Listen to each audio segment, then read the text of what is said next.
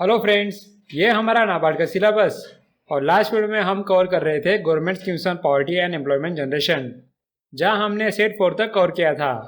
अब इस वीडियो में हम सेट 5 स्टार्ट करेंगे, जहां हम फाइनेंस मिनिस्ट्री के गवर्नमेंट स्कीम देखेंगे जो पॉवर्टी एलिवेशन पर डिपेंडेंट है। सो चलिए स्टार्ट करते हैं। सबसे पहले है प्रधानमंत्री जन धन योजना, जो पीएम मोदी जी ने 2014 में शुरू किया था। इस स्कीम का मेन ऑब्जेक्टिव ये है कि जो फाइनेंशियल सर्विसेज अमीर लोगों को मिलती है वो गरीब से गरीब लोगों को भी अफोर्डेबल कॉस्ट में मिलनी चाहिए, जैसे कि savings, loan, fix deposit, then pension, insurance वगैरह। क्लियर है? सो प्रधानमंत्री जन धन योजना was launched by Narendra Modi on 28 August 2014. It is a national mission with an aim to provide access to various financial services including remittance, credit, insurance, pension, banking, savings and deposit accounts in affordable manner, thus ensuring access to various financial services to the excluded sections, that is weaker section and lower income groups at an affordable cost and using the technology for the same. अब friends, हम देखते हैं कि इस scheme में लोगों को क्या क्या सुविधा दी गई है। यहाँ पहला तो मैंने आपको बता दिया है कि सबको फाइनेंशियल सर्विसेज का लाभ मिलेगा और लोग दो जगह से अपना अकाउंट खोल सकते हैं, एक तो बैंक और दूसरा जिस एरिया में बैंक नहीं है उस एरिया में bank correspondent. So universal access to banking services, everyone will get access to financial services through branch and banking correspondents. Accounts opened are online accounts in the core banking system of banks. Friends, इसके साथ इस scheme में हर घर के लिए 10,000 का overdraft facility दी है। अब यहाँ ये ध्यान रखो कि ये ओवरड्राफ्ट फैसिलिटी किसी इंडिविजुअल को नहीं दी है, बल्कि पूरे घर के लिए है। एग्जामिनर क्वेश्चन में कंफ्यूज कर सकता है। नेक्स्ट, इस अकाउंट में लोगों को 2 लाख का एक्सीडेंशियल इंश्योरेंस मिलेगा और साथ ही जिन लोगों ने 26 जनवरी 2015 के पहले अकाउंट निकाला है उन्हें 30,000 का लाइफ इंश्योरेंस भी दिया जाएगा। So first is basic saving bank accounts with overdraft facility of rupees 10,000 to every household. Then for insurance, the free accidental insurance cover on RuPay cards increased from rupees 1 lakh to 2 lakh for PMJDY accounts opened after August 2018. For accounts that are opened between 15 August 2014 and 26 January 2015, a life insurance cover of rupees 30,000 is provided to the eligible beneficiaries. उसके बाद ये scheme लोगों के लिए financial literacy का भी काम करेगा, क्योंकि एक बार लोगों के पास अकाउंट आ गया तो लोग सेविंग्स करने का सोचेंगे। साथ ही एक बार अकाउंट आने के बाद लोग एटीएम का यूज़ कर सकते हैं या मोबाइल फ़ोन और आधार कार्ड से भी पेमेंट कर सकते हैं। So financial literacy programme, that is promoting savings, use of ATMs, using basic model phones for banking etcetera. Then there is also interoperability through RuPay debit card और Aadhaar enabled payment system. Next, bank ने जो overdraft पे 10,000 रुपये दिए हैं उसे अगर किसी ने नहीं भरे तो बैंक का लॉस हो सकता है।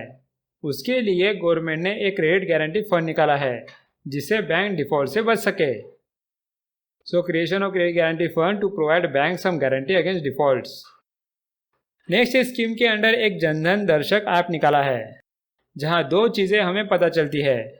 एक चीज़ कस्टमर के लिए यूजफुल है, उसका रीज़न ये है कि उन्हें पता लगता है कि कहाँ उन्हें फाइनेंशियल सर्विसेज मिल सकती है, जैसे कि बैंक, एटीएम या पोस्ट ऑफिस वगैरह।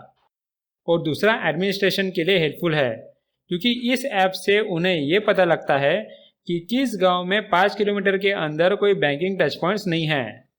इस इंफॉर्मेशन से एडमिनिस्ट्रेशन के लोग उस गांव के आसपास फाइनेंशियल सर्विस की सुविधा कर सकते हैं। सो ए मोबाइल एप्लीकेशन नेम जनधन दर्शक app was launched to provide a citizen-centric platform for locating banking touchpoints such as bank branches, ATMs, bank mitras, post offices, etc. This app is also been used for identifying villages which are not served by banking touchpoints within 5 km.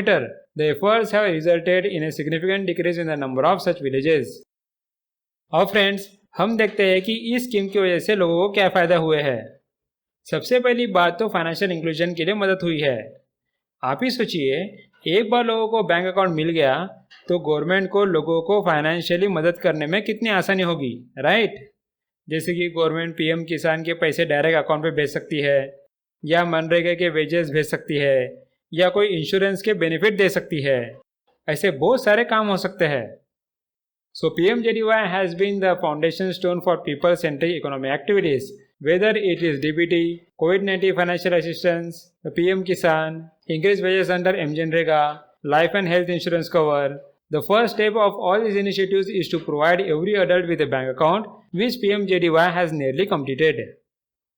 Next ये scheme financial system को formal करने में मदद करेगी। जब लोगों का bank के पास अकाउंट रहेगा तो वो वहाँ से ही लोन लेना पसंद करेंगे और मनी लेंडर्स के झांसे में नहीं फंसेंगे।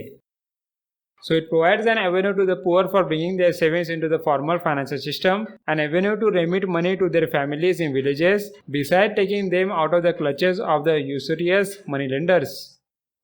नेक्स्ट सब कुछ डिजिटली कस्टमर के अकाउंट में जाने की वजह से यहाँ करप्शन बिल्कुल नहीं हो पाएगा। So DBTs via PM Jan Dhan accounts has ensured every rupee reaches its intended beneficiary and prevents systemic leakage. और फ्रेंड्स हम देखते हैं कि ये स्कीम इम्प्लीमेंट करने में चैलेंजेस क्या आ रहे हैं।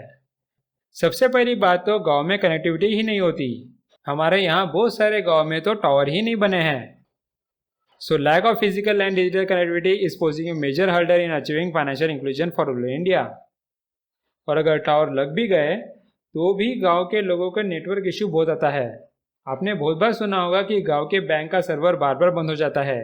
इस वजह से गांव में नेटवर्क कनेक्टिविटी मेंटेनेंस का खर्चा भी बहुत ज़्यादा होता है। So the technological issues affecting bank from poor connectivity, networking and bandwidth problems to managing cost of maintaining infrastructure specially in rural areas.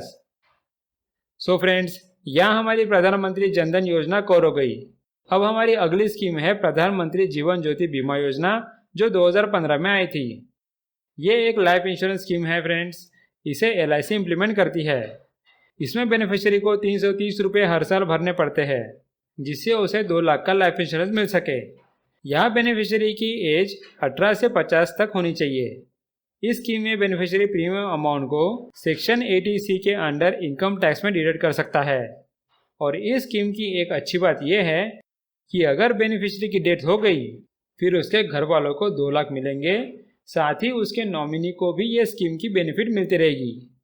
Clear है? So let's see what it says. The प्रधानमंत्री जीवन ज्योति बीमा योजना is a government scheme launched on 9th May 2015 by PM Narendra Modi in Kolkata. Pradhan Jeevan Jyoti Bima Yojana is implemented by the Life Insurance Corporation of India. It provides life coverage to the poor and low income section of the society. In case of the death of the insured person, the next eligible beneficiary is provided with a death benefit including a death coverage of rupees 2 lakh. Being a poor term insurance scheme, the Pradhan Mantri Jeevan Jyoti Bima Yojana does not offer any maturity. Individuals in the age of 18 to 50 years having a saving bank or a post office account are entitled to enroll under the scheme. The scheme also provides tax deduction under Section 80C through its monthly premium payment. The premium for this scheme is Rs 330 per annum, which is to be auto-debited in one installment before 31st May of each annual coverage period under the scheme. अब next उसी की तरह एक scheme है प्रधानमंत्री सुरक्षा बीमा योजना। ये स्कीम LIC नहीं चलाती, बल्कि कोई भी जनरल इंश्योरेंस कंपनी ये स्कीम चला सकती है। इसमें बेनिफिशियरी को 12 रुपये हर साल भरने पड़ते हैं, जिसके बाद उसे 2 लाख और 1 लाख का इंश्योरेंस मिलता है। लेकिन ये लाइफ इंश्योरेंस नहीं रहता है फ्रेंड्स। 2 लाख रुपए तब मिलते हैं जब किसी की एक्सीडेंट में डेथ हो जाए या फिर वो परमानेंट डिसेबिलिटी में चला जाए, और 1 लाख तभी मिलते हैं जब कोई पार्शियल डिसेबिलिटी आ जाए। यहाँ बेनिफिशियरी की एज लिमिट 18 से 70 है, और लास्ट स्कीम के जैसे ही यहाँ बेनिफिशियरी की डेथ होने के बाद भी नॉमिनी को स्कीम का बेनिफिट मिलता रहता है। क्लियर है scheme? So let's see what it says. The Pradhan Mantri Suraksha Bima Yojana is a government scheme launched on 9th May 2015 by PM Narendra Modi. It intends to provide an affordable insurance scheme for the poor and underprivileged people in the age group of 18 to 70 years with a bank account at a premium of Rs 12 per annum. The scheme is being offered by public sector general insurance companies or any other general insurance company who are willing to offer the product. The Pradhan Mantri Suraksha Bima Yojana offers a life cover of Rs 2 lakhs for 1 year to all its account holders. This life cover is provided in case of accidental death or permanent disability. A life cover of Rs 1 lakh is provided to the beneficiary in case of partial disability. In case of death of the account holder, the benefits of the schemes can be availed by his or her nominee. The scheme provides an annual premium of Rs 12 per annum per member. This premium is auto-debited in one installment on or before 1st June of every year. अब next हम pension scheme देखते हैं, which is Atal pension योजना, जो 2015 में लाया गया। इस स्कीम को PFRDA इम्प्लीमेंट करता है। यहाँ बेनिफिशियरी की एज 18 से 40 के बीच में होनी चाहिए और उसे 60 साल तक पैसे भरने पड़ेंगे, जिसके बाद उसे 1000 से 5000 तक का पेंशन अमाउंट शुरू हो जाएगा। इस पेंशन स्कीम के लिए भी NPS जैसे ही टैक्स बेनिफिट दिए जाएंगे। यहाँ ये बोला गया है कि अगर किसी बेनिफिशियरी की डेथ हो जाती है फिर उसके स्पाउस को पेंशन मिलते रहेगा, और अगर स्पाउस की भी डेथ हो गई तो उनके नॉमिनी को लमसम अमाउंट मिल जाएगा। क्लियर है scheme? So let's see what it says. The scheme was launched on 9 May 2015 with the objective of creating a universal social security system for all Indians, especially the poor, the underprivileged, and the workers in the unorganized sector. It is administered by the Pension Fund Regulatory and Development Authority through the National Pension System. Any citizen of India can join the APY scheme. The age of the subscriber should be between 18 to 40 years. The contribution level should vary and would be low if the subscriber joins early and increases if she joins late. It provides a minimum guaranteed pension ranging from Rs 1,000 to 5,000 on attaining the 60 years of age. The amount of pension is guaranteed for lifetime to the spouse on the date of the subscriber. In the event of death or both the subscriber and the spouse, the entire pension corpus is paid to the nominee. Contribution to the Atal Pension Yojana are eligible for tax benefits similar to National Pension Scheme. Next हम finance ministry की last scheme cover कर लेते हैं, that is प्रधानमंत्री गरीब कल्याण योजना, जो कोविड-19 के समय 2020 में निकाली गई थी। आपको पता ही है कि कोविड-19 की वजह से पूरी इकोनॉमी रुक गई थी, जिसकी वजह से गरीब लोगों को बहुत मुश्किल हो रही थी। इसलिए गवर्नमेंट ने ये रिलीफ पैकेज निकाला, जिसके लिए उन्होंने 1.7 लाख करोड़ रखे थे। Okay, so it is a comprehensive relief package of rupees 1.70 lakh crore yojana for the poor to help them fight the battle against coronavirus. This was announced to reach out to the poorest of the poor with food and money in hands so that they do not face difficulties in buying essential supplies and meeting essential needs. अब friends, इस scheme के क्या क्या component थे वो हम briefly देख लेते हैं। सबसे पहली बात तो कोविड-19 की वजह से हेल्थ वर्कर की जान जाने का खतरा था, इसलिए गवर्नमेंट ने उनके लिए 50 लाख की हेल्थ इंश्योरेंस निकाली। So insurance cover of ₹50 lakh per health worker fighting कोविड-19 provided under insurance scheme. Next, गरीबों को अनाज मिलना मुश्किल था, इसलिए गवर्नमेंट ने 3 महीनों के लिए हर महीने 5 किलोग्राम व्हीट और राइस और 1 किलोग्राम पल्सेस देने की बात की, और इससे 80 करोड़ लोगों को फायदा हुआ। So 80 crore poor people get 5 kg wheat or rice and 1 kg of preferred pulses for free every month for the 3 months. The food grains were distributed to all the beneficiaries under the targeted public distribution system for Antyodaya Anna Yojana and priority household ration card holders. Next, government ने महिलाओं का भी ध्यान रखा। उन्होंने 20 करोड़ महिलाओं के Jan Dhan account में 3 महीने के लिए हर महीने 500 रुपये डिपॉजिट किए। So 20 crore women Jan-Dhan account holders to get ₹500 per month for 3 months. Next, MGNREGA में काम करने वाले लोगों को 20 रुपये एक्स्ट्रा देने की बात की गई, जिनकी वजह से उनको हर दिन 202 रुपये मिलना शुरू हो गए। सो MGNREGA wages would be increased by ₹20 under PM Garib Kalyan Yojana, thus making wage amount to ₹202 per day. The wage increase under MGNREGA will provide an additional ₹2,000 benefits annually to a worker, which will benefit approximately 13.62 crore families. Next, Covid में construction का काम भी बंद हो गया था, इसलिए central government ने स्टेट गवर्नमेंट को कंस्ट्रक्शन वर्कर के लिए जो वेलफेयर स्कीम निकाला है उसका यूज करके कंस्ट्रक्शन वर्कर की हेल्प करने को बताया। So the central government has given orders to state government to use the Building and Construction Workers Welfare Fund to provide relief to construction workers. साथ ही government ने फार्मर का PM किसान का 2000 का इंस्टॉलमेंट ड्यू डेट से पहले ही पे कर दिया, जिससे ऐसे मुश्किल समय में उनकी मदद हो। So the government fund loaded ₹2,000 paid to farmers in the first week of April under the existing PM Kisan Yojana, which will benefit 8.7 crore farmers. Next, government ने उज्ज्वला स्कीम के तहत बिलो पॉवर्टी लाइन के परिवारों को free cylinder देने की बात की। So the Finance Minister of India Nirmala Sitharaman made an announcement on 26 March 2020 to provide free cylinder to the BPL, that is below poverty line families, for the 3 months since the announcement was made under the Pradhan Mantri Ujjwala Yojana. Next, government ने लोगों की नौकरी बचाने की कोशिश की। यहाँ ऐसे बिजनेस देखे गए जहाँ 100 से कम लोग काम करते हैं और एम्प्लॉयज़ की सैलरी भी 15,000 से कम है। इन सबको एम्प्लॉयमेंट प्रोविडेंट फंड भरना पड़ता है, राइट। जहां एम्प्लॉयर सैलरी का 12% भरता है और एम्प्लॉय भी सैलरी का 12% भरता है। सो गवर्नमेंट ने ये बोला कि 3 महीनों के लिए इन दोनों का मिलके 24% अमाउंट वो खुद भरेगी। इससे एम्प्लॉयर का प्रेशर थोड़ा कम होगा और वो अपने एम्प्लॉय को काम से नहीं निकालेगा। ओके, सो द पीएम गरीब Kalyan Yojana will also help the wage earners who are earning below rupees 15,000 per month in businesses that are having less than 100 workers.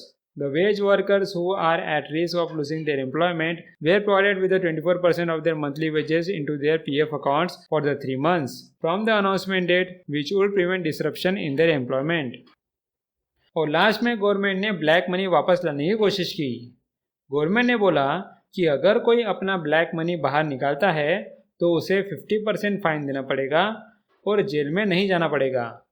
साथ ही उस अमाउंट का 25% उसे एक स्कीम में इन्वेस्ट करना होगा जहां उसे वो अमाउंट 4 साल बाद वापस मिल जाएगा।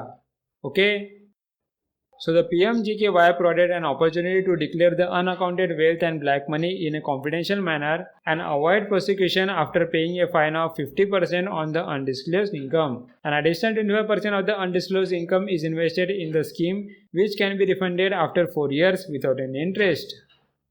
सो फ्रेंड्स, यहाँ हमारे फाइनेंस मिनिस्ट्री के स्कीम कवर हो गए।